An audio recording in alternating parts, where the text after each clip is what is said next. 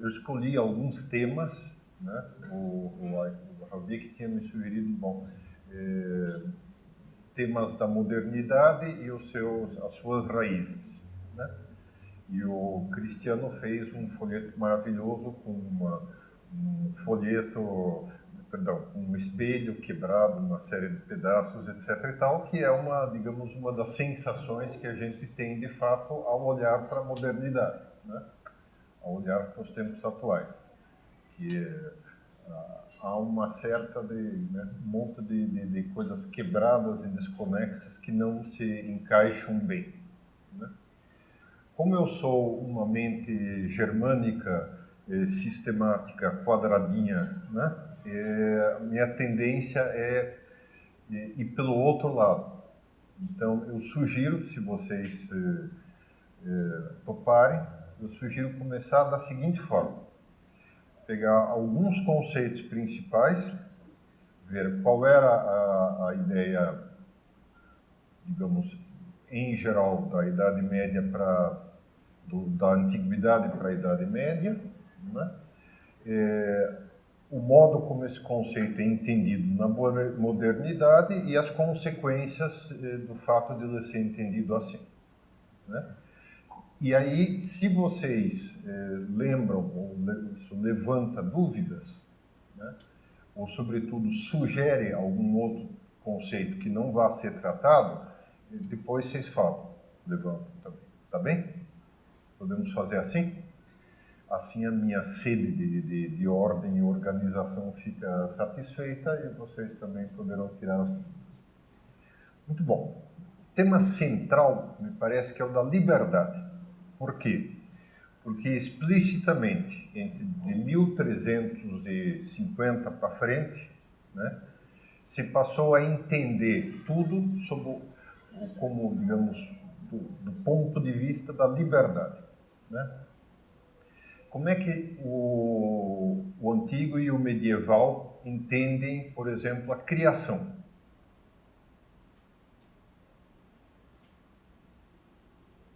Que Deus, com a sua sabedoria,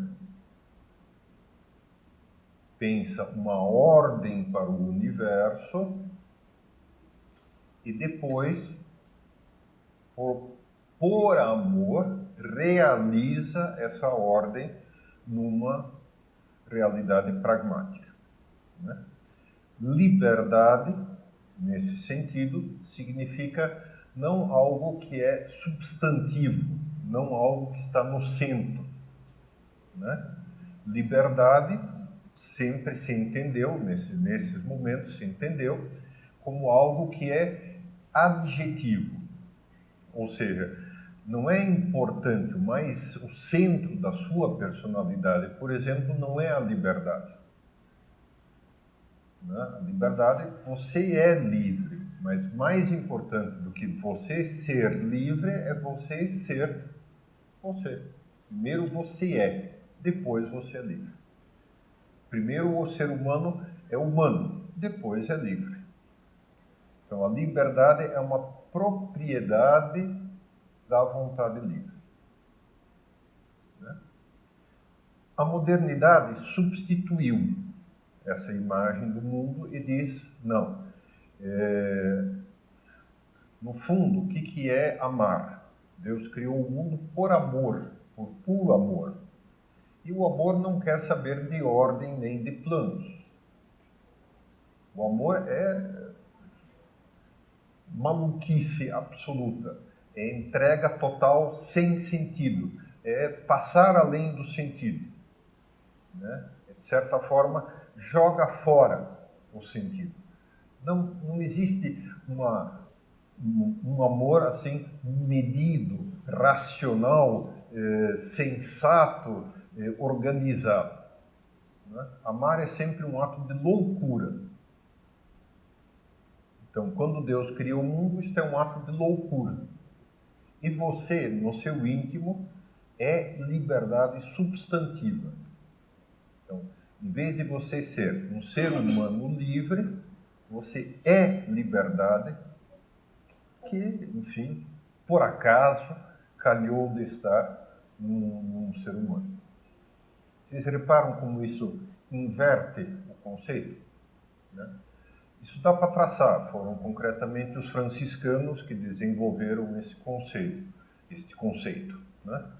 Passa por, enfim, São Boaventura, etc. e tal, né? É muito bonito, por um lado, mas quando você joga fora a ordem e a sensatez que acompanham o amor, o que acontece? Coragem, coragem. Podem intervir, podem dar sugestões para ele. Não necessariamente, mas besteira, né? Quer dizer, um ramo dos franciscanos, os chamados Illuminati ou Iluminados, os do puro amor, né? Caíram em todas as formas de desordem possíveis, né? Desordens políticas, rebelião contra a própria regra da ordem, muitas vezes pregação contra a igreja, o desejo de estabelecer a sociedade perfeita já em que só valeria o amor, não precisaria de lei, né?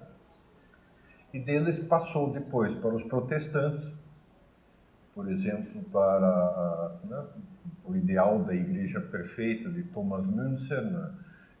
Que expulsou o bispo de uma cidade lá do norte da Alemanha, Münster, né? E se apoderou da cidade e aí instituiu o reino dos santos e perfeitos, né? Santos e perfeitos já, por decreto, por um ato da vontade, por um ato da pura liberdade, né? E que vocês imaginam em que deu, né? Naturalmente degringolou e se transformou em o que acontece com todas as sociedades de perfeitos. Se tornam imorais, se tornam, no fundo, algo onde vigora a lei da selva, né? Muito bem. De certa forma, tudo de 1350, 1400 para cá, foi uma tentativa de desenvolver esse conceito do ser humano como pura liberdade, né? Até o próprio surgimento da democracia, que nasce dentro do puritanismo inglês de 1600, mais ou menos 1600 para 1700, né? Com a ditadura de Cromwell, a rebelião contra a eliminação do poder monárquico, a própria Revolução Francesa, a Declaração dos Direitos do Cidadão, né? Uma outra afirmação da absoluta liberdade do ser humano, e assim por diante, né? Acontece que quando você tem mera liberdade no centro e não tem uma ordem, uma estrutura, algo que eu sou, né? Em que isso vai dar? Qual é o desenvolvimento final que isso vai dar?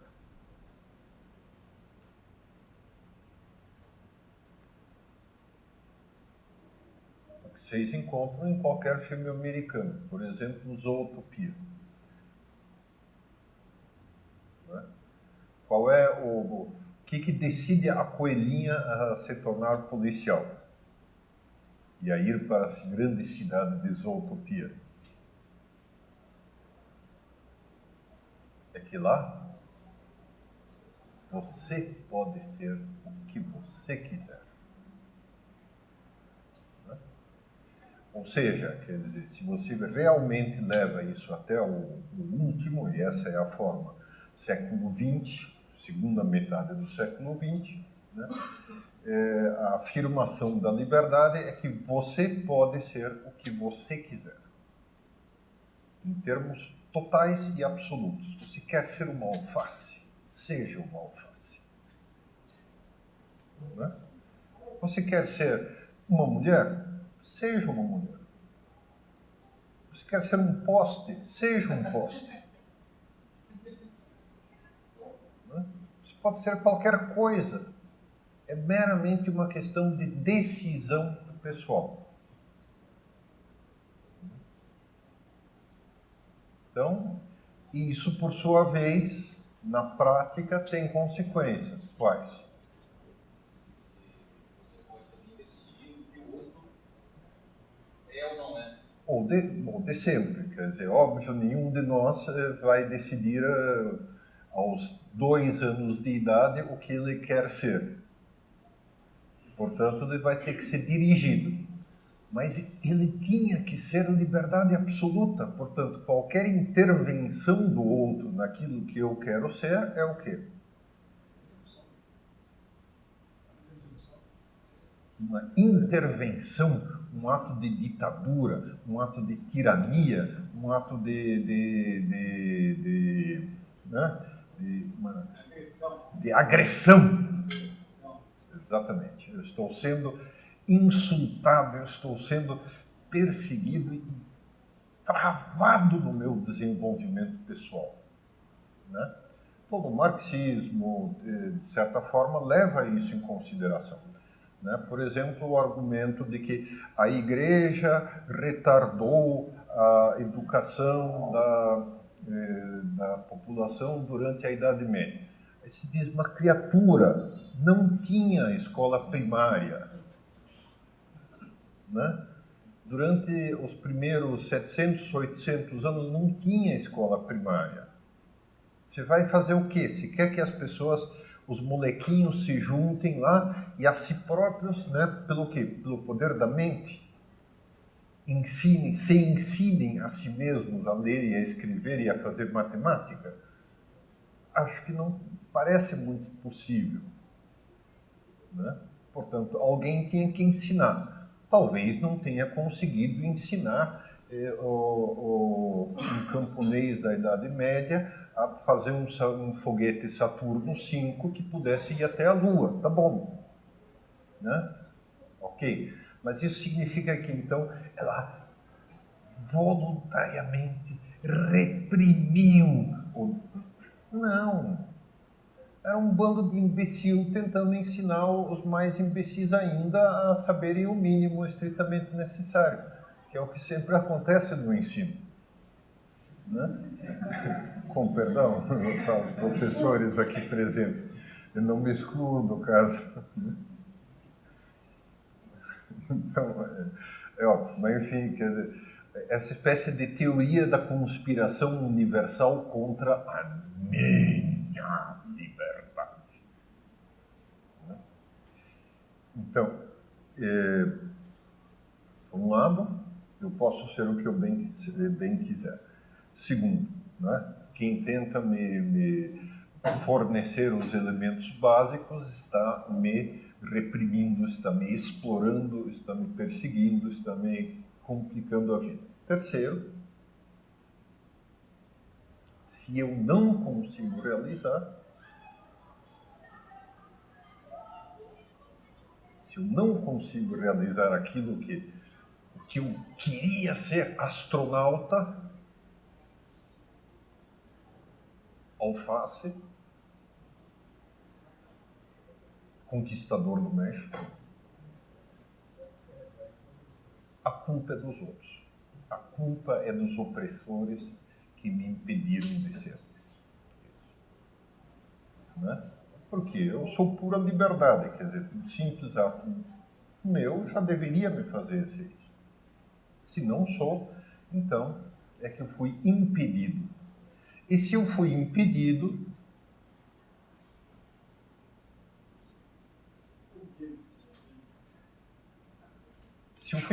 foi por vocês. E sabe o que vocês têm que fazer? Vocês têm que me pagar isso. Vocês têm que me restituir, tá? Né?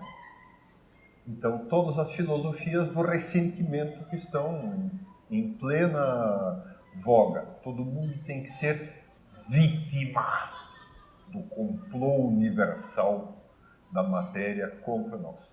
As mulheres têm que ser vítimas do machismo desordenado. Né? Os pobres têm que ser vítimas das classes exploradoras e devem ser sustentados pelo governo. Né? Os preguiçosos são vítimas de uma sociedade injusta que os corrompeu. Os que nunca quiseram estudar são vítimas de um sistema escolar falido, etc, etc, etc. Vocês escolhem a que grupo de vítimas vocês querem pertencer, né? Quer dizer, de certa forma, toda a modernidade é um grande clamor, a modernidade agora, final do século XX, começo do século XXI, é um grande clamor por restituam-me, né, aquilo que vocês me roubaram. Ou vocês se deixa mais ou menos em branco a escolha, você escolhe por quem você foi roubado e privado dos benefícios, né? Mas basicamente se trata de conseguir deixar o governo com um grande complexo de culpa pelo mal que foi feito, né? Eu sou índio, portanto, eu pertenço a uma minoria. Todo mundo, né? Todo mundo pertence a alguma minoria, a algum grupo de vítimas de alguma coisa, né? Quer sejam reais, quer não. Há um psiquiatra judeu que comenta muito divertidamente, mais do que psiquiatra, é médico, é um pensador, né, que comenta claro, logo depois do Holocausto, né, esse começou o processo de indenização das vítimas, né, que, enfim, é razoável, não ia fazer renascer os que tinham sido assassinados, mas, né, e passados uns 10 anos, esse processo se transformou numa indústria. Quer dizer, um monte de gente que nem tinha sido perseguido, que nunca tinha visto o lado de dentro de um campo de concentração, que nunca tinha chegado nem perto de um campo de concentração, que estava na Suíça, onde não teve grande problema, né, começou a pedir indenizações, né, só porque, enfim, uma espécie de solidariedade moral, forjar documentos, etc. Então, porque o ressentimento é a grande força, né, e que mostra o outro lado da liberdade. Muito bem. Neste momento, uma observação. Não tenho interesse de que se entenda as coisas da seguinte forma, né? Antiguidade, Idade Média, bom. Modernidade, ruim. Atualidade, muito ruim. How índio falou, né? Quer dizer, não é uma simplificação desse estilo que interessa. Quer dizer, é evidente que o conceito moderno de liberdade, como nós vimos, nasce de uma maior valorização do amor. De fato, para os pagãos e em boa parte para os cristãos da Antiguidade e Idade Média, digamos, é uma espécie de supervalorização do elemento racional e da ordem do universo. Então, isso precisava de um reajuste, né? E também, quer dizer, não é, digamos, ok, qualquer época tem sempre uma parte da sociedade que está em que, digamos, algum aspecto filosófico está estribuchando, está mal, está acabando, né? Por outro lado, quer dizer, o fato de que, como isso, né, toda a filosofia do ressentimento é um sinal de decomposição da visão libertária, no bom sentido, moderno. Isso, por sua vez, ok, durante 20 anos ou 30 é um problema. Talvez durante 50. Quando muito, durante 100, embora em 100 anos já mudou muito o aspecto, né? Quer dizer, a linha... é preciso bom, isso na verdade, a linha, a liberdade, digamos assim, precisa eliminar todos os entraves sociais à liberdade, portanto, precisa eliminar governos e classes, é a primeira versão do marxismo, né? A atual já é uma versão completamente diferente, que não tem mais uma conexão direta, uma manifestação totalmente diferente. Daqui a 50 anos será de outra forma, né? Mas isso tem um valor, quer como corretivo, né? Como também, quer dizer, quando algo se perde, quando algo se autodestrói, é um sinal de que precisava acabar para que pudesse dar espaço a algo melhor. Nesse sentido, a Idade Média não foi a era ideal da humanidade. Precisava acabar. E, de fato, entrou no seu lugar algo que, em alguns aspectos, foi melhor, em alguns aspectos é pior, que é a modernidade. Agora, a modernidade está acabando. E é bom que acabe. Então, está na hora de que seja substituída por algo que seja melhor em alguns aspectos. Não acredito que haja uma situação social perfeita, que realmente atinja perfeição em todos os sentidos. Ok? Muito bem. Segundo ponto ainda sobre a liberdade, né? Versão antiga da liberdade implica liberdade de. Né? Quando se pensa em a vontade é livre, significa, o que isso significa?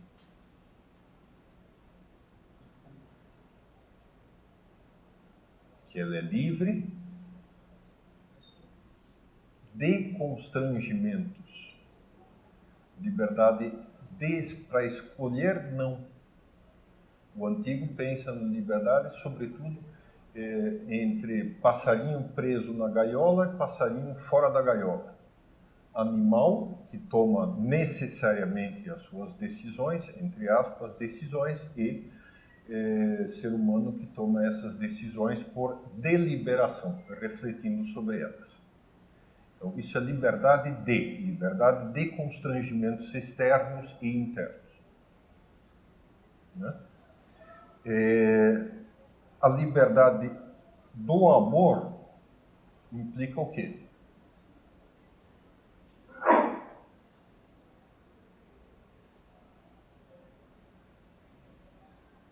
Liberdade para, exatamente. Né? Eu sou livre para querer essa pessoa e não essa. Eu sou livre para desejar isso ou para desejar aquilo. Né? No primeiro caso, é ausência de constrangimentos. Né? Nada que me retenha, que não haja correntes nem prisões que me segurem. No segundo caso, na visão moderna, eu sou mais livre quando?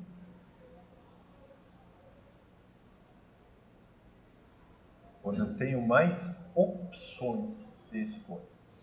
Portanto, agora passamos a falar, não tanto, na antiguidade se fala em decisão, na modernidade se fala em escolha, que é uma palavra muito sintomática, né?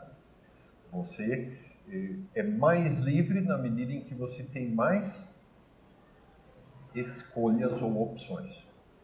Portanto, de certa forma, a liberdade tenta entender e quantificar como um supermercado. Quanto mais possibilidades, quanto mais opções eu tenha, mais livre serei. E a melhor maneira para isso é o capitalismo, que me oferece mais possibilidades de querer. Né? Idealmente, seria 500 marcas de sabonete, né? Que aí cada qual poderá escolher o sabonete ideal para, né, limpar com perdão as axilas, e um outro sabonete para o resto do corpo, e outro sabonete para os pés, e outro sabonete para os cabelos, outro sabonete para as mãos, outro sabonete para... Né? Que é, de certa forma, o que todo o empenho que, a partir do liberalismo econômico, se tenta quantificar, pôr à disposição das pessoas, né? A grande crítica ocidental ao RSS era o quê? Só tinha uma marca de sabonete. Eliminava a liberdade das pessoas porque restringia as opções, né? Portanto, se o problema é aumentar o número de opções, também isso traz consigo o quê? Mais custo. Portanto, eu preciso influenciar as pessoas para que comprem mais, para poderem exercer mais vezes todo o seu desejo de se realizar. No fundo, quanto mais propaganda, mais liberdade. Quanto mais marketing, mais liberdade. Será? Né? Sabem a definição de consumismo? Consumismo é comprar uma coisa de que você não precisa, com dinheiro que você não tem, para mostrar a alguém de quem você não gosta uma pessoa que você não é. Né? Ou seja, eu faço isso tendo escolhas, muitas escolhas. Né? Claro, a sensação que isso deixa é de vazio, casca. Pode não ser de escravidão, mas quer dizer, por um lado, o excesso de oportunidade. Você chega lá no supermercado e se vê 500 marcas de sabonete. O que se diz? Não precisa tanto, dá uns 3 possibilidades aí, tá bom, 5, não. E sobretudo ver se baixa o preço. Quer dizer, para que eu vou ficar pagando toda essa propaganda, todo esse marketing, toda essa embalagem toda? Então, chegam a níveis assim paranoicos, né? A tendência a oferecer possibilidades. Muito bem. Quais os pontos positivos disso? Desse conceito de liberdade? Né? Vocês poderiam me dizer muito honestamente, eu concordaria e tal. Você falou aí que tem o seu lado bom, mas na verdade você só está descendo o cacete e dizendo que, né? E aí? Não tem nada de bom nesse troço?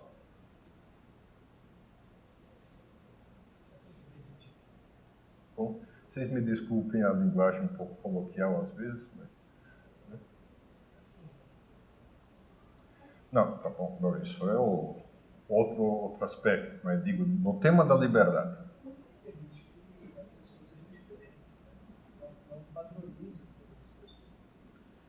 Sim, bom, por um lado,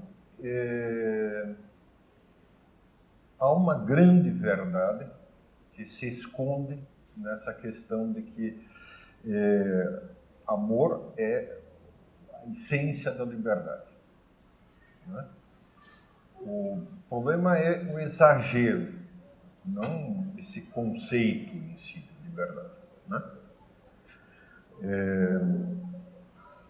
E, evidentemente, também, marginalmente, há vantagens em que se tenha mais opções. Não é uma tolice querer fazer do bem-estar e das opções econômicas o centro da felicidade, mas que haja mais opções é bom, possível. Né? Agora, a questão toda em que está?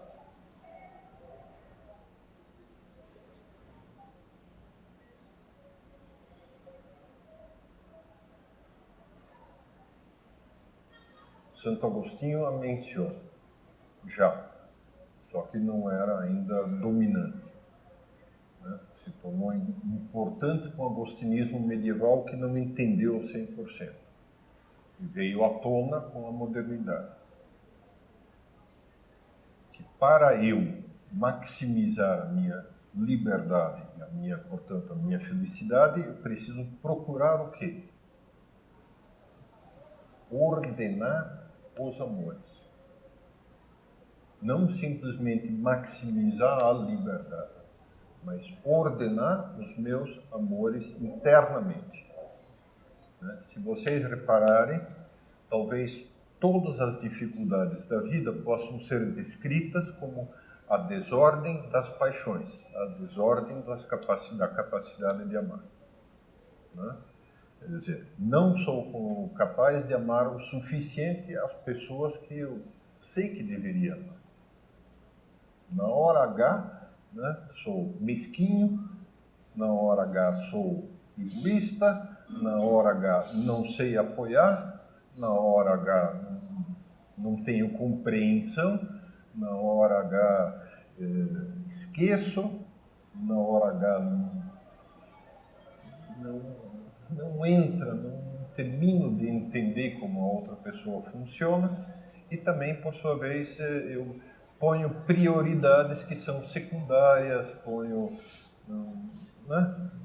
misturo tudo, faço uma desordem geral. Pego tudo que tem daqui para dentro, bato no liquidificador e sai aquela gororoba. Portanto, eu preciso do quê? De uma sabedoria que me saiba, e uma sabedoria prática, treinada durante longos anos, que me permita querer mais a quem é preciso querer mais, querer menos a quem tenho que querer menos.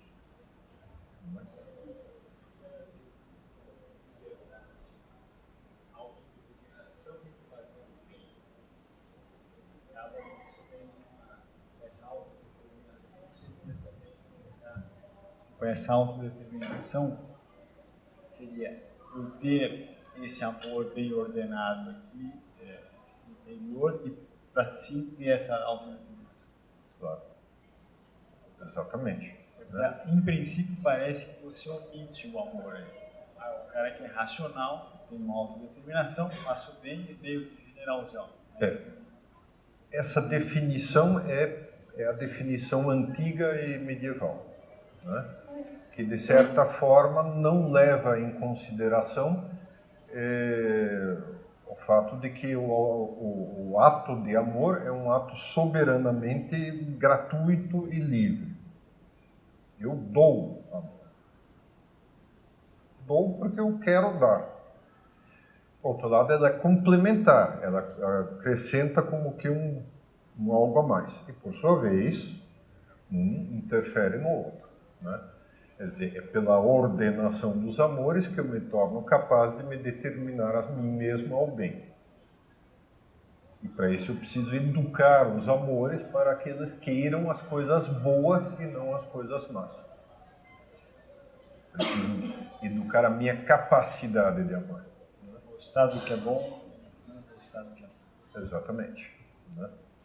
Esse problema atual aí também, que o pessoal está muito desordenado, também não vem da própria falta de tempo, da industrialização. Assim, eu fiquei impressionado que eu li um livro outro dia que era da década de 50 ou 60, e ele falava lá do grande problema dos tempos atuais, que é a falta de tempo para tudo, tal. Isso na década de 50 ele falava isso, Quer dizer, se naquela época o pessoal já tinha dificuldade para se ordenarem internamente, imagina hoje que você está em quantos lugares cada um de nós esteve aqui hoje, Eu diria o seguinte, não tem absolutamente nada a ver com o tempo que você tem à disposição. Porque um índio em plena taba, que não tem absolutamente nada para fazer o dia inteiro, exceto pescar e caçar, se tiver vontade, porque a esposa é que vai cuidar da mandioca, levando um filho nas costas, um outro filho tal, ela é que planta a mandioca, ela é que colhe a mandioca, ela é que prepara a farinha, ela é que prepara o pirão do peixe que o marido trouxe, senão vai ela pescar o peixe. Ou seja, não mudou nada nos últimos, né? Na vida real, digamos assim, uma pessoa com todo o tempo do mundo pode ser profundamente egoísta, profundamente desordenada, completamente centrada no seu umbigo, muito pouco fiel, né? Então, ao passo que também existe o inverso, quer dizer que é o cara que está trabalhando intensamente, etc., tal, né, tira lá seus suados 15 minutinhos por dia, ou 5 minutinhos pelo menos, para conseguir pensar e refletir sobre a vida, e que, enfim, aos poucos vai se ordenando. Não é um problema de falta de tempo externa, é muito mais um problema de quanto eu quero enfrentar esse problema. Beleza? Segundo ponto. Natureza. Né? Como é que um grego, um romano e um medieval entendem a palavra natureza?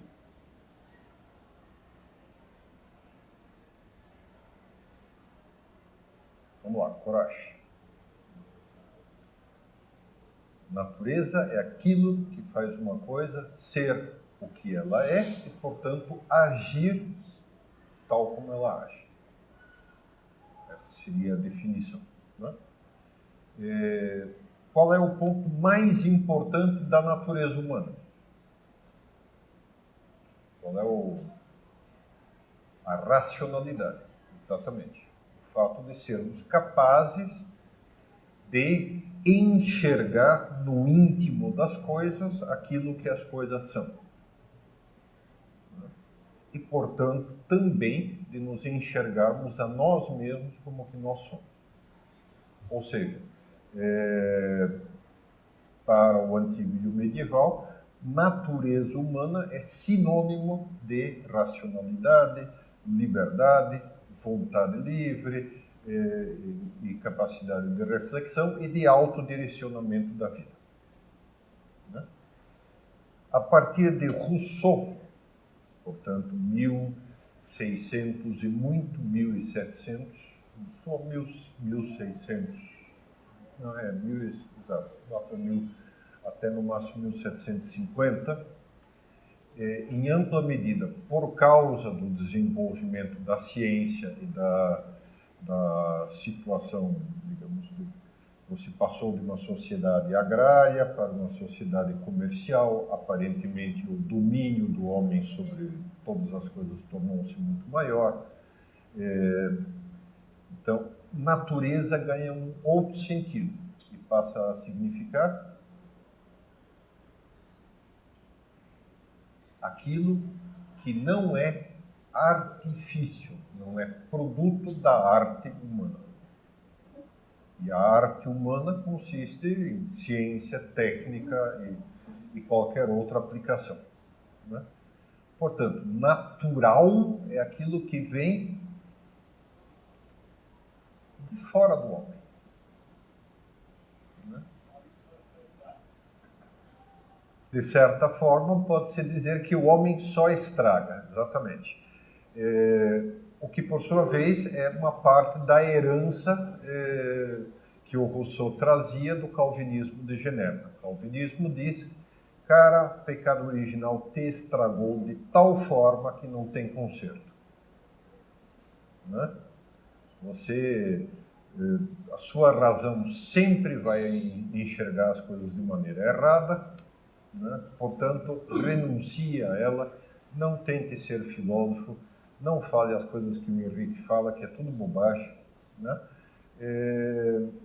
Deixa tranquilo, você não tem retorno nesse sentido. Então, substitui, né? Você certa forma, cola por cima da razão humana, você cola a fé.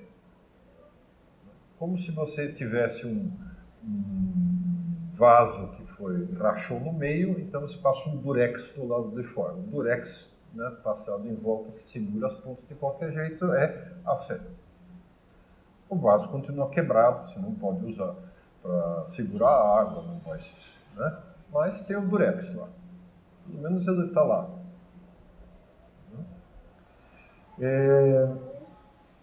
Também a vontade já não é mais capaz de querer o bem propriamente dito. Portanto, esse bem tem que ser dado externamente só. Né? Nesse sentido, Rousseau não acredita mais que razão, vontade e liberdade sejam de alguma maneira capazes de levar a pessoa ao bem. Né? Que se faz então?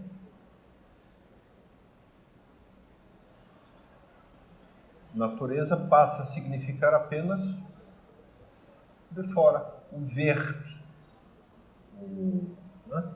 As coisas, daí nasceu, de certa forma, a plantinha da ecologia já naquela época, muito antes de se falar. Né? Mas, né? Além disso, então, se o homem... Rousseau reage contra o calvinismo original. O calvinismo original diz que o homem é mau e a única maneira de sustentá-lo é a fé. Rousseau vai dizer,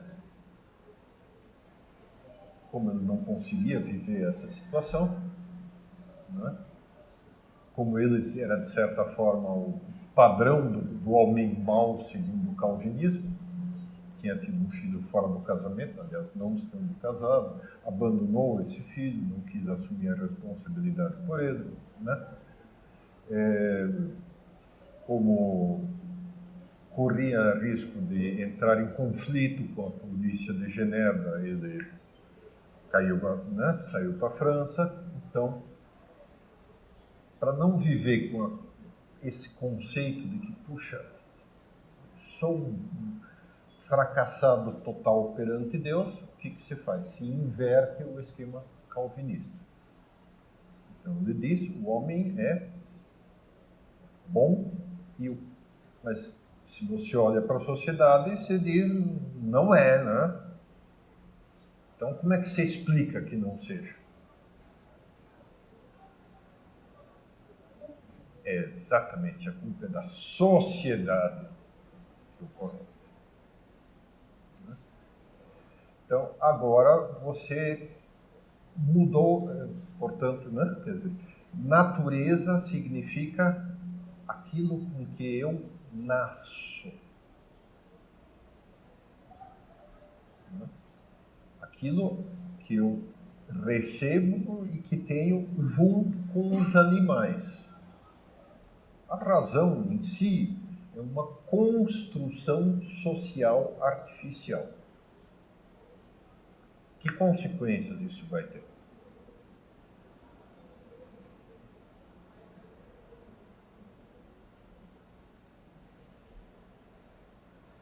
Então, primeira, pela linha natural, né?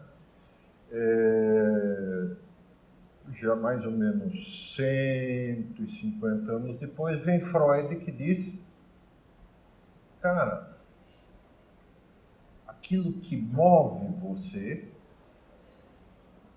é instinto, a paixão. E que paixão é essa? Paixão sexual. No fundo. Mas qual é o problema? Nenhum. Isso é bom, gente. Né? Assuma, reconheça que em todas as coisas, tudo que a pessoa procura é o gozo sexual. Né? Já a criança, não vou repetir o que ele fala, mas enfim, né? Já a criança vai desenvolver um ciúme mortal pelo pai, porque a criança está apaixonada pela sua mãe. Já. Praticamente desde os desde antes dos seus 6 meses de idade. Né? E o que explica todos os problemas da sociedade são, né, as atitudes repressivas que tentam, de alguma forma, encobrir ou esconder esse instinto básico. E, claro, isso dentro do esquema europeu da época pegou, assim, foi um rastilho, né, que todo mundo abraçou com todas as forças, né? Especialmente os que não tinham lá as suas dificuldades com o termo. Né? Que, enfim, vamos dizer, não são tão raros assim. Né? Muito bem. Portanto, quer dizer, isso diz, cara, tudo que você sente, os instintos, as paixões, né? Tudo isso é natural. E como o homem é bom, tudo isso é bom. Tá bom. Tá bom. Seja autêntico. Solte aquilo que você tem no seu íntimo. Mas 70, 80 anos depois, 100 anos, né? Isso daria na revolução sexual dos anos 60 bastante, né? Junto com uma pitadinha de Marx e uma, né, do Marcuse, pronto, já deu na revolução sexual e na glorificação geral dos instintos e das tendências humanas não educadas. Né? Repara que o nosso problema todo, Santo Agostinho diz a mesma coisa, só que ele fala da ordem dos amores. Não diz que as paixões são más. Só diz que elas precisam ser ordenadas. Né? O que o Rousseau faz é glorificar as paixões sem que estejam ordenadas, na sua manifestação interna desordenada, de qualquer forma. Então, esse é um tema. Naturalmente, é uma das principais fontes de sofrimento do homem atual. Né? Segundo ponto do Rousseau. Né? Se é a sociedade que corrompe o ser humano, o que é preciso? Regredir ao estado de pura natureza. Então, por um lado, a educação tem que ser tirar as coisas artificiais que foram postas em cima da pobre criança. Né? Ela é que tem que atingir por si mesma o conhecimento. E não só o conhecimento, agora as habilidades, as qualidades, tudo isso. Né? Quer dizer, tudo tem que sair espontaneamente, brotar de dentro dela. Segundo ponto.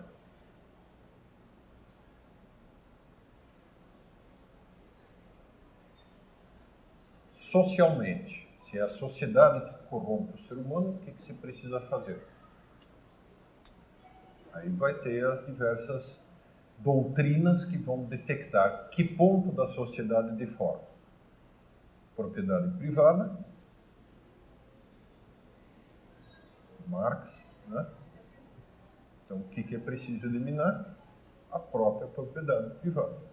Precisa constituir um Estado que seja ele o dono, de tal forma que o Estado possa devolver a todas as pessoas o bem. Claro, se diz, isso é de uma ingenuidade dolorosa, né? Porque, ok, você tira um conjunto de pessoas que pelo menos durante 300 ou 500 anos, depende da última dinastia reinante, né, que pelo menos durante 500 anos já tinham feito um monte de erros e besteiras, e você entrega a um monte de gente que nunca tinha feito erros e besteiras e que vai começar do zero. Vai começar tudo de novo. Né? É como é o chamado princípio de Moreira. Tinha um amigo que era o seu Moreira, né, que era caseiro de uma chácara. Então, de uma determinada cidadezinha no interior de São Paulo. Então, ele falava mal do prefeito da cidadezinha, né? Dizia, não, esse cara não presta, esse cara rouba, esse cara não, né? Aí, eleições, perguntei, seu Moreira, o senhor vai votar em quem? Ah, eu vou votar no coronel tal, que era o corrupto de quem ele sempre reclamava. Eu digo, mas, seu Moreira, o senhor sempre reclama dele, vai votar nele? Aí ele diz, melhor esse, porque se entrar um novo, esse aí já encheu, fez o seu pé de meia. Né? Se entrar um novo, ele vai começar do zero. Na prática, o marxismo conseguiu fazer exatamente isso. Né? Conseguiu. Piores que fossem os governos anteriores, eles começaram tudo de novo. Muito bem. Terceira possibilidade. Então, é o Estado em si que precisa ser eliminado. Certo? O Estado é uma estrutura de poder que deforma o ser humano. Como é que se faz sem Estado?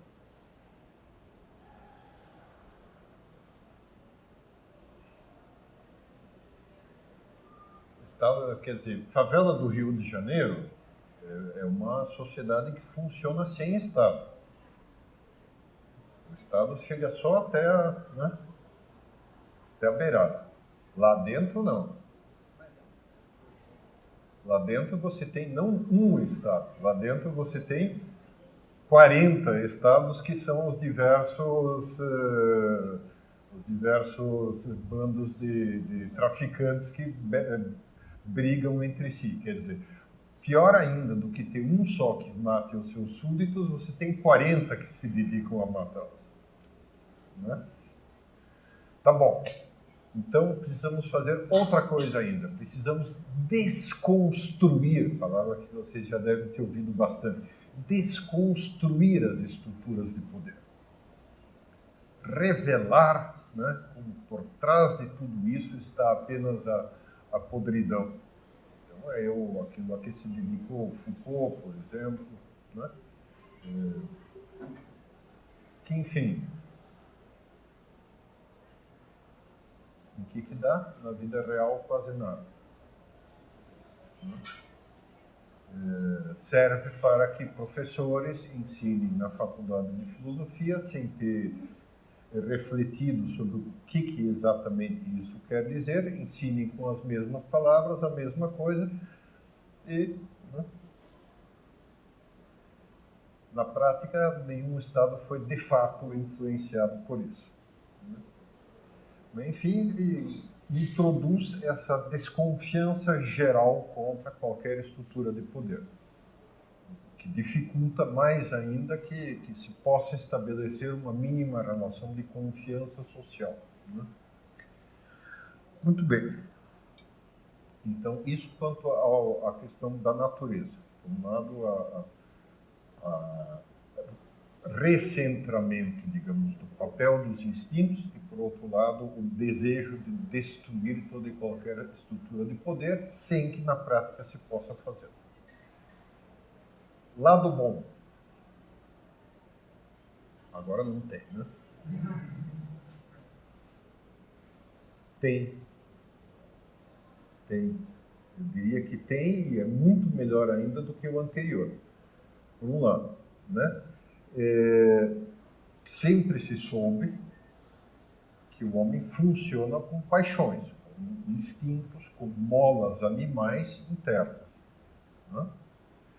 Só que isso nunca foi decentemente estudado e nunca se teve, de fato, uma compreensão, né, de, bom, e como é que eu motivo, como é que eu me remotivo a toda aquela coisa de Santo Agostinho, da ordem dos amores, né? Muito bonito dizê-lo. Agora, na prática, como é que eu faço? Na prática, como é que eu amo a generosidade? Ou seja,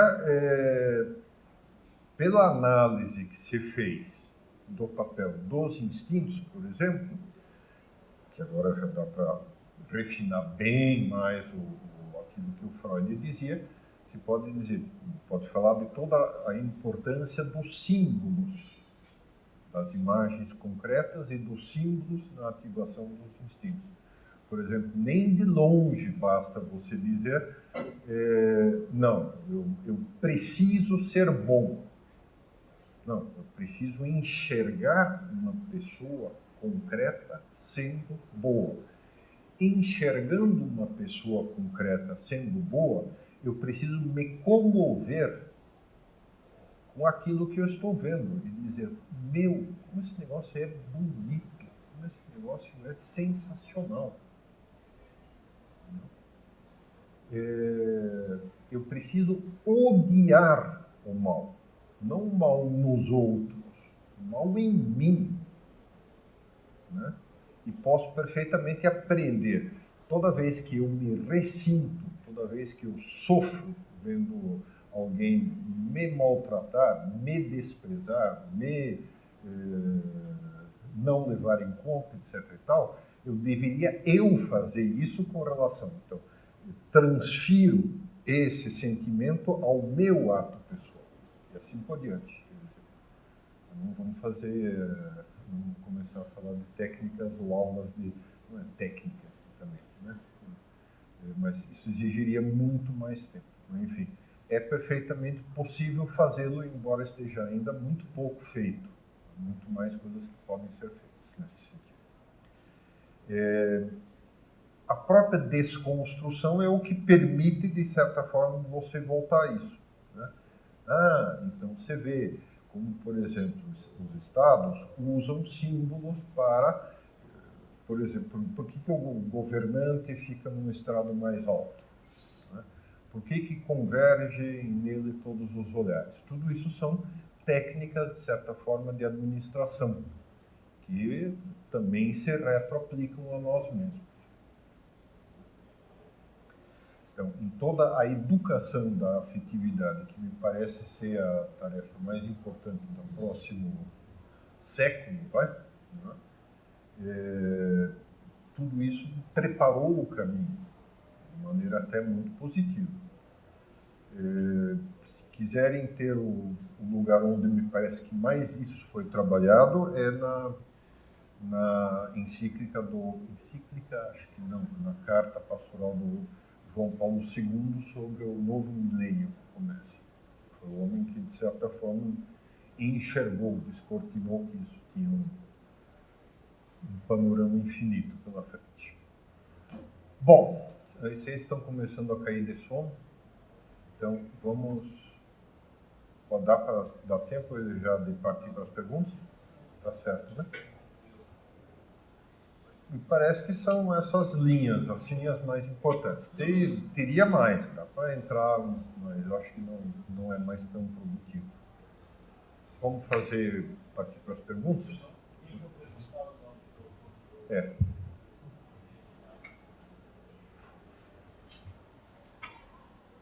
Oi. Boa noite, professor. Boa noite. O senhor falou de desconstrução das instituições aí no final que é a ideia do marxismo. Mas uma das instituições que eu acho que ele identificou como pilar foi a família, no final né? E parece que essa linha de pensamento realmente está conseguindo um objetivo, né? Isso que a gente vê na sociedade. Como a gente conseguiria reverter esse quadro para um futuro, né, igual o senhor falou, de deixar passar a folha, né, essa linha de pensamento que veio cobrir a idade medieval, né,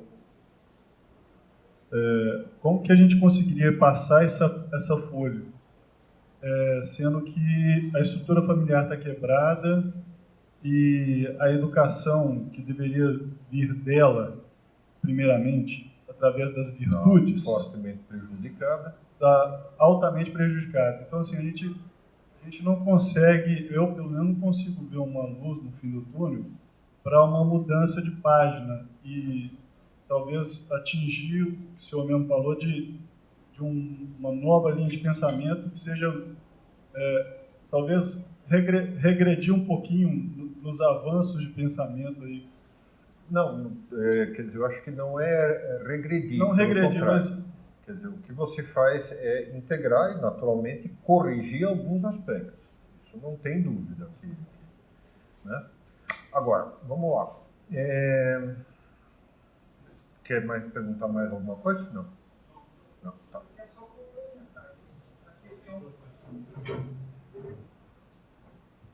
Só complementar a pergunta do Daniel, porque a gente vem vendo a desconstrução da família e a gente vem vendo também uma desconstrução do indivíduo, né? Principalmente com a ideologia de gênero. A gente vê que existe um movimento muito forte e que isso está entrando na sociedade com uma velocidade um pouco assustadora. Então, assim, humanamente falando, o cenário que a gente vê é uma sociedade que está um caminhão na descida sem freio. Com a destruição, a gente vê a destruição do pilar da sociedade, da família e do indivíduo. É uma coisa complicada. Eu vislumbrar um futuro. Tem outro microfone. Então, a primeira coisa que me parece é exatamente o seguinte, né? Tudo bem, passamos mundialmente por um processo começado por alguns países protestantes, que depois passou para os católicos, que entrou, digamos, em sequência, divórcio, contracepção e a própria destruição da família como um todo. O que eu discordo veementemente é que seja um caminhão descontrolado na descida. Muito pelo contrário, eu acho que a primeira coisa que aconteceu foi que o pessoal antes vivia essas coisas, mas vivia de maneira superficial por osmose social. Quer dizer, hoje, para alguém dizer, não, eu vou constituir uma família e eu vou constituí-la a sério, com todas as suas características, ele tem, antes de mais nada, do que ser uma pessoa admirável. Né? Segundo, ele tem que fazê-lo com um grau de consciência que também e com uma disposição de heroísmo muito grande. E isso é muito bom. Eu acho que esse processo, pelo que eu consigo observar, esse processo está ocorrendo e está bastante claro até. O número de pessoas que se casam com uma maior consciência.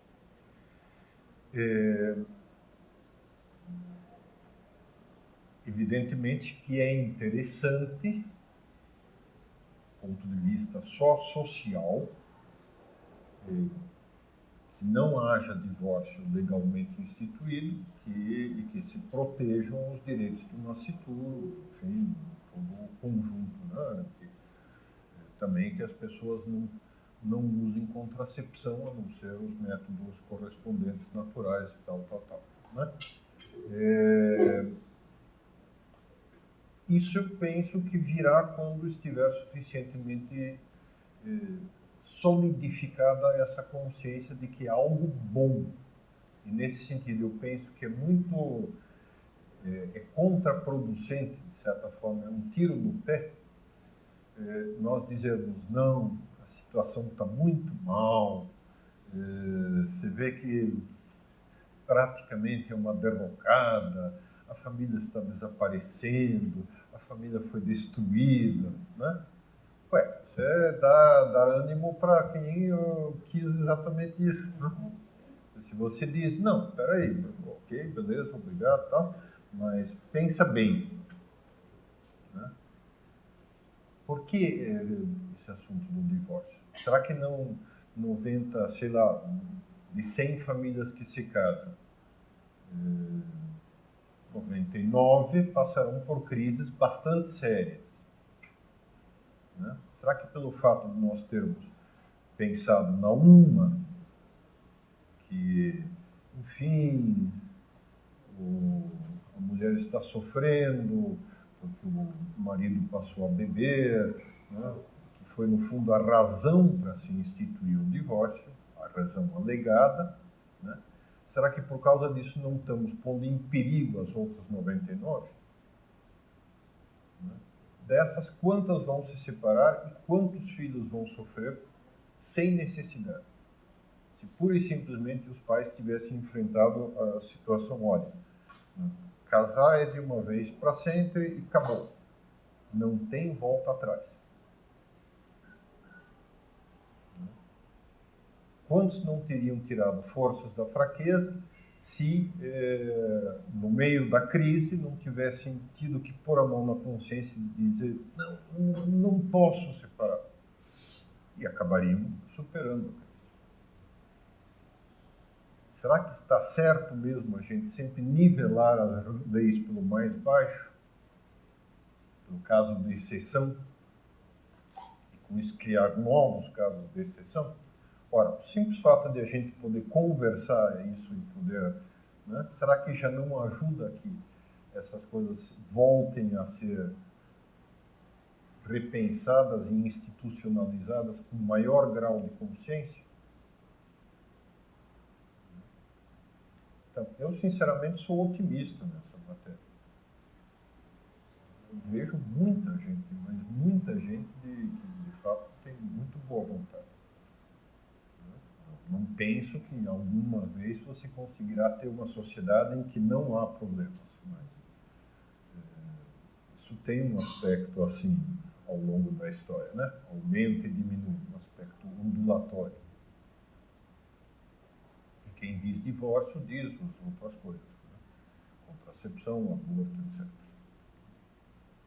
Não sei se ajudei, pelo menos isso é a opinião que eu vejo. Sobretudo, me parece que o que é importante é não se deixar desanimar, nem ceder à questão de que, bom, né?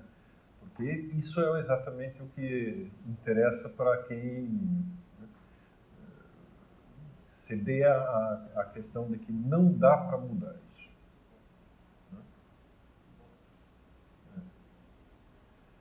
Eu tenho duas perguntas. A primeira é, neste processo que o senhor falou, do desenvolvimento da modernidade, efetivamente a modernidade nasce de princípios de valores cristãos, não é? Mas que papel, digamos, teve a reforma protestantismo, para quebrar, digamos, um desenvolvimento harmônico do que seria não uma ruptura com a Idade Média, mas um desenvolvimento, digamos, não conflitivo, né? Como estava, por exemplo, sendo feito pela Escola de Salamanca ou por Tomás Moros, né? Etc. Que papel teve esta ruptura fundamental religiosa para que tivéssemos, por exemplo, o iluminismo radical que depois gerou toda a situação que hoje vivemos, né? E a segunda pergunta, eu concordo com o senhor neste esforço por tentar valorar os aspectos positivos da modernidade, até porque é um princípio cristão resgatar todo o bom do que vemos no nosso entorno. Porém, me parece que às vezes há uma, não digo que seja o caso do senhor, evidentemente, muito pelo contrário, mas às vezes há um esforço ingênuo dos cristãos de fazer um balance muito superficial ou um balance não tão exato do verdadeiro resultado da modernidade. Hoje estamos em um momento em que a modernidade está acabando e vai surgir uma outra coisa, e então está um campo de batalha para ver quem é que vai colocar a impronta, o selo adequado para essa nova cultura nascente. E às vezes os cristãos entrarmos sem uma avaliação correta do que a modernidade deixou, e deixou morte, e o fruto mais acurado dela são os totalitarismos do século passado, nos poderia levar a não entrar nesta construção de uma nova cultura de uma forma tão positiva, tão forte, tão firme como provavelmente o tempo está exigindo. A meu ver, a modernidade não foi mais do que um sanguessuga. Ele existiu e desenvolveu coisas boas na sociedade, entanto havia uma sociedade cristã que conseguia sustentar as deformações que ele próprio pegou do cristianismo. E quando essa sociedade cristã se esgotou, tivemos os resultados que hoje vemos, o enfraquecimento das instituições da família.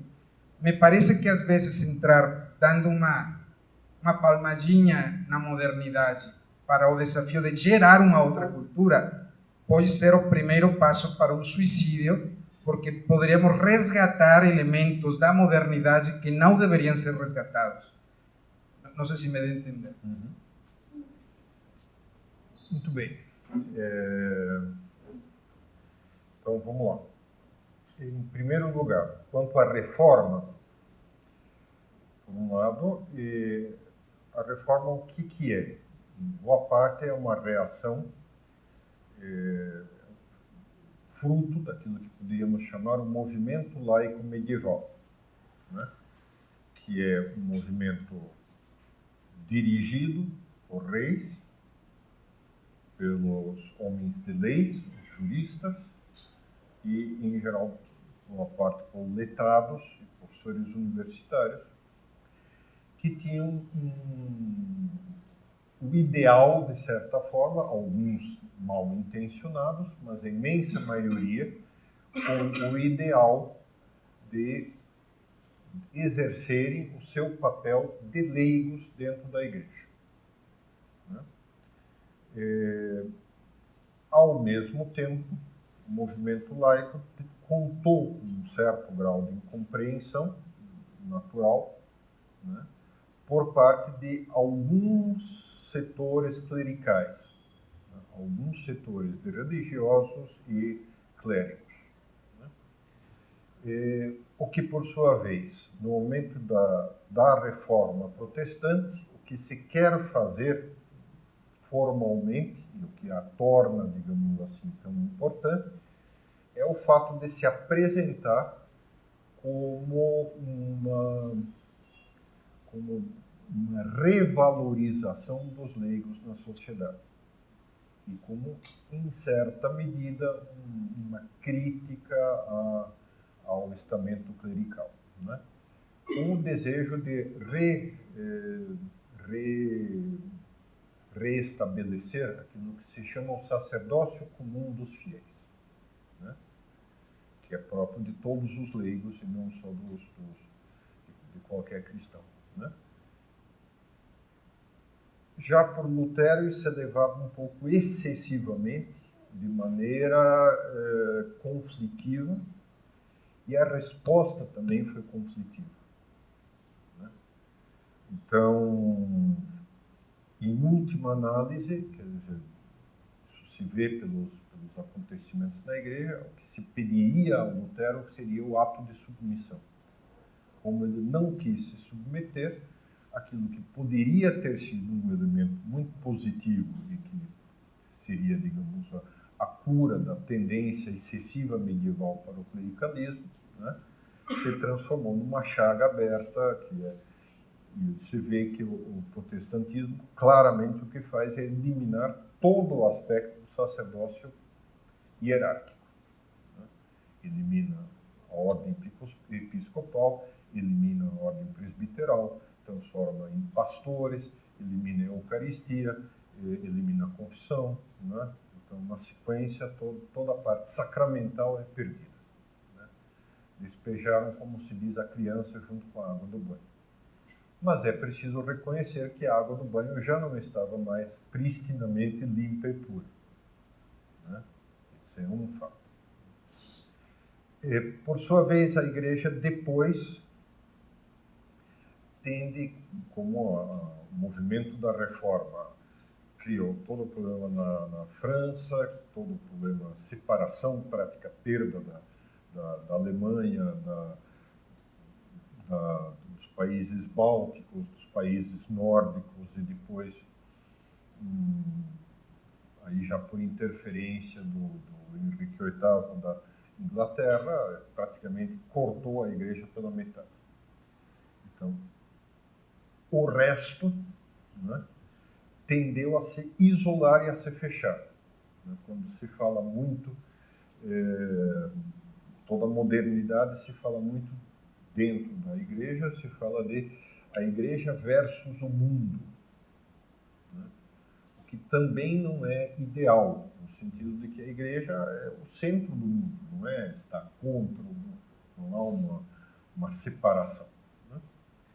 Então, houve erros dos dois lados, mais fortes justamente na reforma, por causa da rejeição final de Lutero. Mesmo assim, é preciso entender que boa parte, 90% da modernidade, em termos intelectuais, é produzido por católicos e não por protestantes. Quer dizer, ela não nasce do movimento da reforma protestante, mas ela nasce pelo trabalho dos jesuítas, ela nasce pelo trabalho das mesmas universidades que no início continuavam a ser católicas, né? Os trabalhos teológicos. A maior parte, no fundo, é uma continuação legítima do que fizeram os humanistas. Thomas More, Erasmo de Rotterdam, todo o desenvolvimento da ciência, etc. Então, tudo bem que isso decorre, são tentativas, é uma experiência, digamos, um experimento de que acontece na medida em que a gente desenvolve novos caminhos de pensamento. Né? Mas eu não acho que seja justo dizer que a modernidade foi pura e simples justificação do totalitarismo e que o seu fruto direto sejam os totalitarismos do século passado. Isso me parece que é muito parcial. É preciso dizer também que um dos seus frutos é a medicina, um dos seus frutos é a pediatria, um dos seus frutos é a educação para todos, um dos seus frutos é o desejo de praticamente aqui. Quer dizer, o que há aqui que não seja fruto da modernidade na prática? Né? Não o desejo que gerou todas essas coisas. Mas, né? Então, nesse sentido, também não podemos só tratá-la a pedradas. Né? O final de uma era quase sempre é doloroso. Nesse sentido, os piores totalitarismos, eu concordo, e também os maiores problemas do nosso momento atual, são dolorosos. Né? Agora, também o final da Idade Média não é totalmente isento de problemas. A gente esquece, às vezes, isso pela distância. Né? Problemas de guerra, problemas de... Né? Também o final da Antiguidade não é nem um pouco simpático. Né? Ou seja, quer dizer, a única diferença maior que nós temos é que os mesmos desenvolvimentos técnicos que permitiram a mais pessoas viver, permitiram matar mais pessoas. Né? É isso. A eficiência organizativa aumentou brutalmente de um momento para o outro. Nesse sentido, me parece legítimo tentar salvar tudo o que se pode salvar, sabendo qual é a raiz, qual é a fonte, né? De onde vieram as coisas e quais são os riscos que se corre ao trabalhar com elas. A própria igreja sempre procurou que se pudesse fazer teologia e nas universidades se pudesse discutir ideias da maneira mais livre possível. Não sei se o senhor concorda comigo, né? Mas essa é a minha opinião. Preciso tentar salvar o que é possível salvar. Naturalmente, isso implica ao mesmo tempo condenar tudo que é preciso condenar. Aliás, foi a própria modernidade, não foi especificamente uma coisa da Igreja, que no fim das contas acabou condenando os totalitarismos. Continua a ser a própria modernidade que, embora não tenha razões suficientes para fazê-lo, tem um medo enorme de novos totalitarismos. Né? Passa o microfone. E se no final dessa avaliação chegarmos à conclusão de que aquilo do que devemos resgatar se identifica plenamente com valores que são estritamente cristãos, esse é meu ponto no fundo. Ou seja, provavelmente o que estamos procurando resgatar da modernidade, que deve ser feito evidentemente, é o que se identifica com o cristianismo, ainda que não procuremos resgatar o cristianismo nela, sino o que haja de bom. Mas no fundo, porque ela provavelmente teve um desvio que não lhe permitiu um desenvolvimento orgânico, sino reativo a todo o que fora cristão. Sim. O iluminismo, em boa parte, provavelmente no final, no balanço, quem sabe, não sei, não sou como o senhor evidentemente conhece mais do assunto, mas provavelmente no final da análise, no balanço, ao fazer a peneira, as pérolas que fiquem, as pepitas de ouro que fiquem, sejam os princípios cristãos que possibilitaram o desenvolvimento dela. Não sei, é só uma afinetada, um questionamento. Agradeço. Eu só acrescentaria o seguinte, que eu não gosto excessivamente da separação de princípios cristãos e princípios que não são cristãos, pela seguinte razão. Quer dizer, se a Igreja e o ensinamento cristão for verdadeiro, absorveu tudo que havia de verdadeiro no que havia antes. Né? Então, é muito difícil pôr etiqueta, não. Isto aqui é estritamente cristão, isto aqui não exatamente, isto aqui é judeu, isto aqui é hindu, e isto aqui... No fim das contas, todas essas coisas confluem. E devem confluir. A verdade é uma grande peneira histórica que retém o que é bom. Nesse sentido, é que eu, sinceramente, se é verdadeiro, não me importa muito qual é a origem. Né? É isso. Por favor. Eu ia perguntar o que você pensa da pós-modernidade. A pós-modernidade é um momento de caras blasé que dizem, não, nós já superamos isso, e, né? A razão fracassou, a vontade fracassou, né? O homem é uma paixão inútil, e desisto, e a única coisa que dá para fazer é fazer brincadeirinhas e pronto. Não. Pós-modernidade vejam só, eu não sou mais moderno.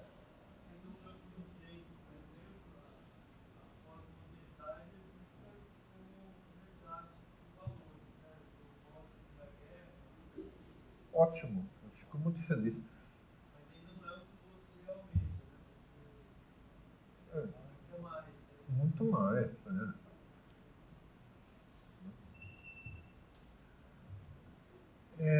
Sobre o que o senhor estava falando da peneira, né? Às vezes eu me preocupo que o pessoal não está querendo passar a peneira. Ou seja, foi criada uma cultura que tudo seria eternamente mutável, né? Que não há nada imutável. Quando eu faço essas perguntas no final de uma aula, é uma pergunta no silêncio, porque o pessoal parece que quais são esses princípios que continuam existindo, né? Eu acho que não precisa ficar preocupado no seguinte sentido. As pessoas demoram para conseguir pensar por conta própria. Né? Quer dizer, às vezes o pessoal diz, não, puxa, hoje em dia a juventude... Né? Então, tem um poeta grego chamado Hesíodo, que numa obra chamada Os Trabalhos e os Dias, em aproximadamente 800 a.C., né, escreve, olha, essa juventude de hoje não tem futuro, né? O pessoal não tem respeito pelos mais velhos, não querem saber de nada, não estudam, não têm interesse, né? É absolutamente disso. O que se pode tirar de bom desse pessoal, né? Então, eu ia dizer, mais ou menos o que a gente observa todas as gerações, e mesmo assim sai um monte de gente boa, né? que apesar dos pesares, com erros e sem eles também, vai carregando esse mundo para frente. Então, também a gente não deve ficar excessivamente impressionado porque encontra uma turma lá mascando chiclete com cara de absoluta incompreensão, né? Cara de boi, né? Henrique, uma coisa que transpareceu aqui em várias perguntas, e você também acabou de comentar aí, quer dizer, esse pessimismo, que, assim, é uma coisa que, pelo menos para mim, que não sou tão culto, me parecia uma coisa assim, atual, da modernidade, essa cultura meio pessimista, que, poxa, tá tudo ruim, tá tudo não sei o quê, não vejo futuro, né? Vejo isso em comentários de colegas meus, né? E um pouco também a preocupação de quase todo mundo aqui foi mais ou menos nessa linha também, né? Puxa, né? Está indo pro buraco, tá indo... Isso é fruto da modernidade ou é da natureza humana no sentido medieval? Acho que é mais da natureza humana. Em 1200 e pouco, o papado fez uma consulta aos diretores gerais, os chamados gerais das ordens dominicana e franciscana. O conteúdo da pergunta era: pode-se dizer que de fato estamos no fim dos tempos e que o anticristo está no mundo ou não? Né? A resposta unânime dos dois foi: sem sombra de dúvida, todos os sinais se cumprem de que desta geração não passa. Então, né? Eu fiquei curioso quando o senhor falou sobre liberdade e a natureza, né? Falando da liberdade e uma coisa que hoje a gente vive a liberdade completa, né? Na verdade, excluindo a natureza, né? Sim. Excluindo uma realidade que existe. E é isso mesmo? Sim, exatamente.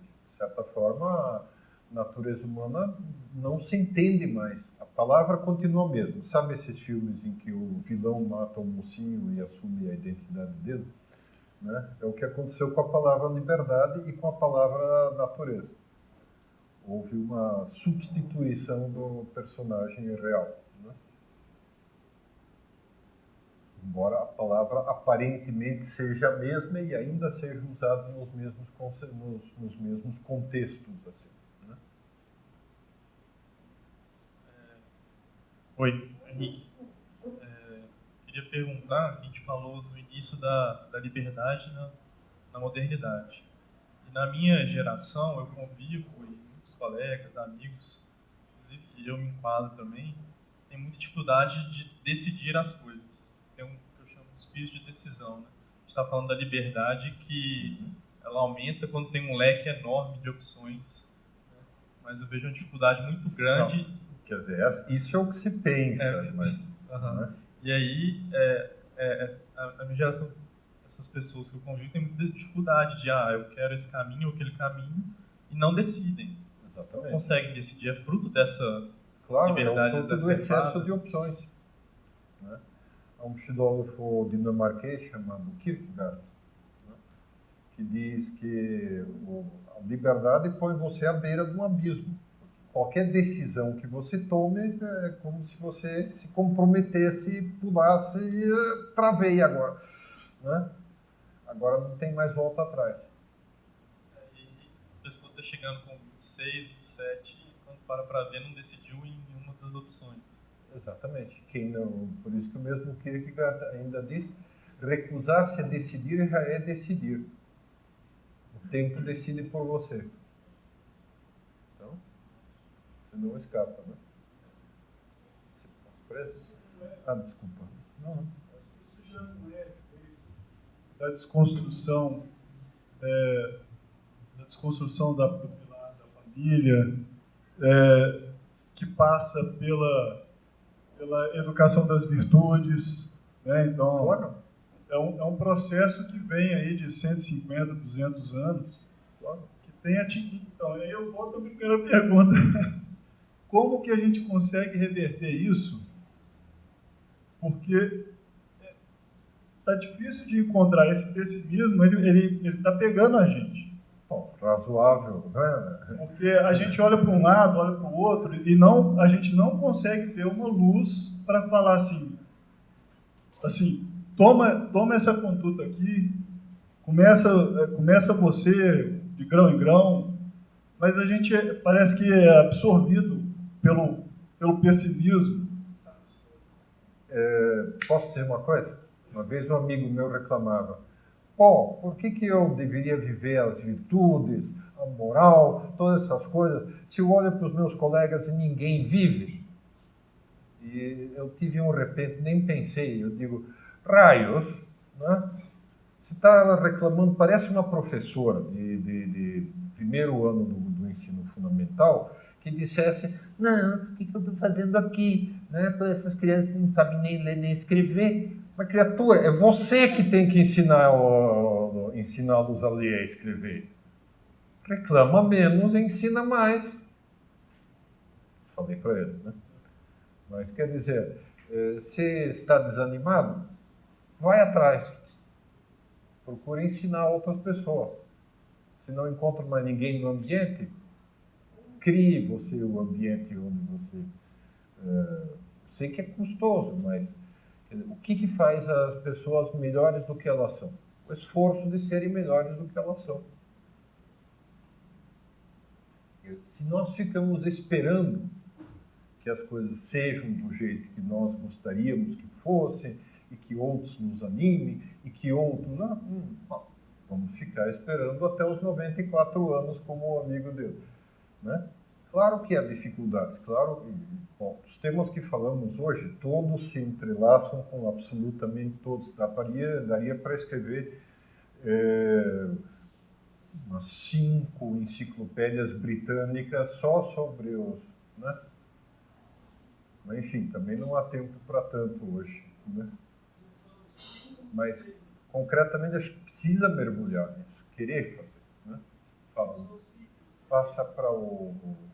Como se fala na história, a história funciona como no campo da filosofia também. Fala aqui que não... Senão o Leandro vai bater em mim depois. Também não seria possível pensar em ciclos, como se fala no campo da história muitas vezes? Os budistas, os hindus e tal, ou não círculos absolutos, mas ciclos. Ciclos, é como o Toynbee, por exemplo, fala na história. Claro. Se quiser, o Toynbee fala das civilizações que têm uma certa estrutura cíclica, que o Marx queria... Passa para ele esse nome, né? O Marx que achava que era uma dialética histórica rígida, que tal. Eu acho que tão assim não é, né? Mas eu gosto de chamar de lei do bêbado. Quer dizer, o bêbado está lá, tal, então cai demais para a esquerda, depois ele se equilibra, vai para a direita e assim por diante. Nesse sentido, claramente há um certo ciclismo na história, né?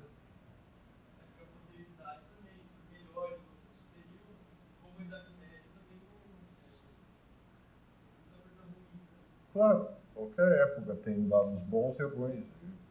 Épocas melhores e épocas piores também.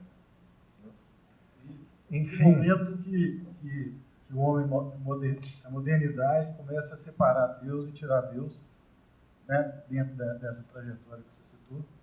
E assim, nesse mesmo momento você fala que é um momento da modernidade que se realça os instintos.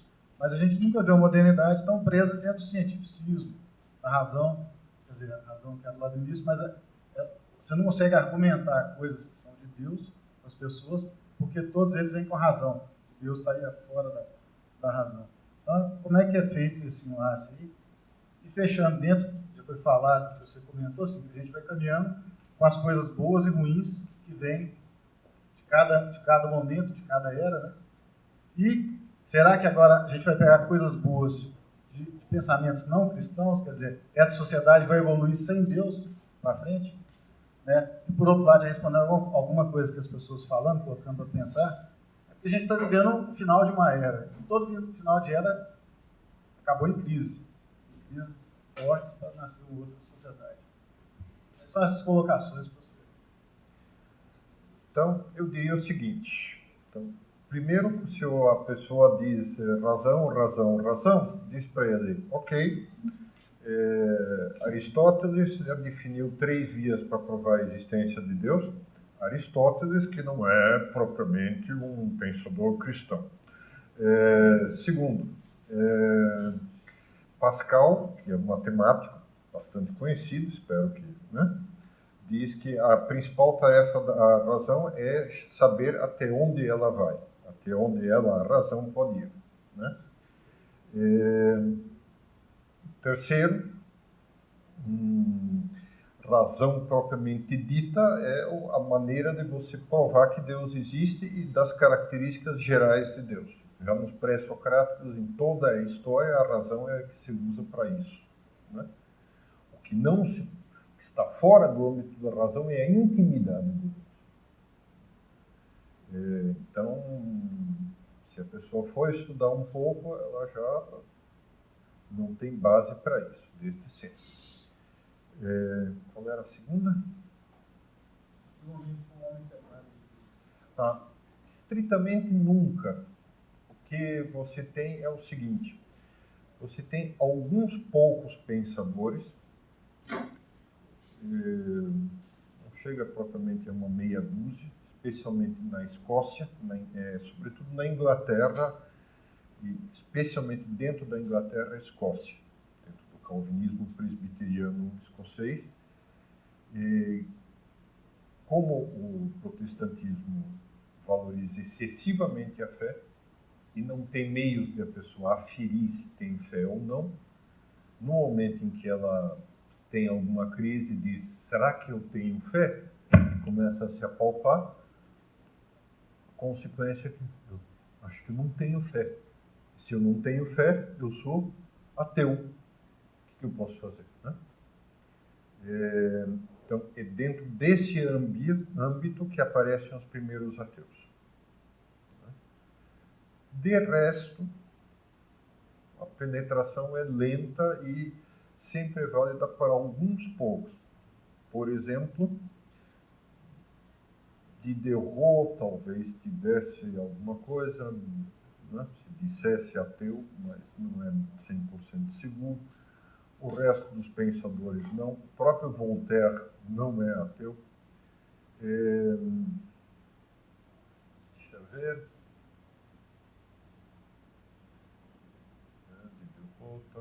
Rousseau, nada menos que Rousseau, diz uma sociedade ateia é uma sociedade suicida.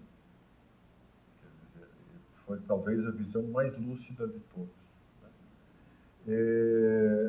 E depois você tem uma correntinha que não é excessivamente expressiva, que não se pode dar excesso de importância para o... De Marx, Freud, que dominam. Dominam. Kant é totalmente deísta, totalmente, profundamente deísta. Kant não tem nada de ateu. O epitáfio dele, né? O que sempre mais me admirou foi o céu estrelado acima de mim e a lei moral dentro de mim. Né? Alright. Então, Freud, ok, Marx. Agora, quantos comunistas realmente eram ateus? Isso, União Soviética, depois de 70 anos de comunismo. Quantos realmente eram ateus? Lembra da onda de batismos que teve assim que caiu o comunismo? Mais de 70 milhões. Então, até que ponto realmente podemos dizer que o ateísmo é um constitutivo da modernidade? O que ele é o seguinte: se você põe em prática a máxima do Kant, sapere aude, então vamos ousar, vamos tentar explorar as possibilidades de conhecimento humano até a última vírgula, então você vai ter uma espécie de curva de Gauss, você vai ter o quartil lá, o quintil, não sei quanto, o rabinho ateu. Tudo bem? Mas realmente o resto não parece. Não é intelectualidade. Exato, e essa porcentagemzinha não é propriamente a elite da intelectualidade. Se você olha a elite da intelectualidade de toda a modernidade, não são ateus. Podem ser deístas, isso pode até ser, mas ateus não. Bom, não tem mais algum? E esse caminho da sociedade, então, com o pluralismo religioso, vai caminhar com as coisas boas e ruins? Vai, quer dizer, nunca vamos ter uma sociedade que seja perfeita no sentido de que, nossa, agora conseguimos que ela só aplique e fique com as coisas boas de tudo que veio antes. Não. Somos seres humanos e com todas as consequências do pecado, né? Então, sem problema. Beleza? Ravik já está me olhando feio aqui. Só precisamos terminar. Dá para... Precisamos terminar, então só agradecer aqui o Henrique. Amanhã a gente dá a sequência, né? Aqui mesmo. Só lembrar duas coisas. Amanhã cuidar do trânsito, porque é um dia especial, né? De greve, de paralisação e tal. E depois também quem não conseguiu se inscrever, procurar o Adriano Júnior, né? E posso fazer. Então, obrigado, Henrique. Então, até amanhã. Obrigado.